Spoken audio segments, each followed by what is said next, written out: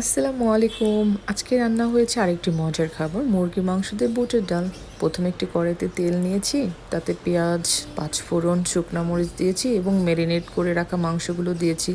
মাংসগুলো সবগুলো মশলা দিয়েই মাখিয়ে রাখা হয়েছিল আধা ঘন্টার মতো। আদা বাটা, জিরা বাটা, রসুন বাটা, ধনিয়া বাটা সব কিছু দিয়ে আমি মাংসগুলো নেড়ে দিয়েছি এবং দিয়েছি কয়েকটি আস্ত রসুনও। এরপর সিদ্ধ করে রাখা বুটের ডালগুলো দিয়ে ভালো করে নাড়াচাড়া করে নিচ্ছি, যাতে সবগুলো মশলা এবং মাংস, বুটের ডাল একসাথে মিক্সড হয়ে যায় সুন্দর মতো। আমি নাড়াচাড়া করছি এবং কষিয়ে নিচ্ছি, ভালো করে কষিয়ে নিতে হবে যাতে মাংসটাও সিদ্ধ হয়ে যায়। ডালটা আগে আমি প্রেশার কুকারে সিদ্ধ করে রেখেছিলাম, দেন দিয়েছি কিছু গরম পানি ঝোলের জন্য। তারপর নাড়াচাড়া করে নিচ্ছি, আমি কিছু কাঁচা মরিচও দিয়েছি। তারপর আবার ভালো করে নাড়াচাড়া করে নিচ্ছি এবং নামিয়ে নেওয়ার আগে দিয়েছি জিরার গুঁড়া এবং গরম মশলার গুঁড়া।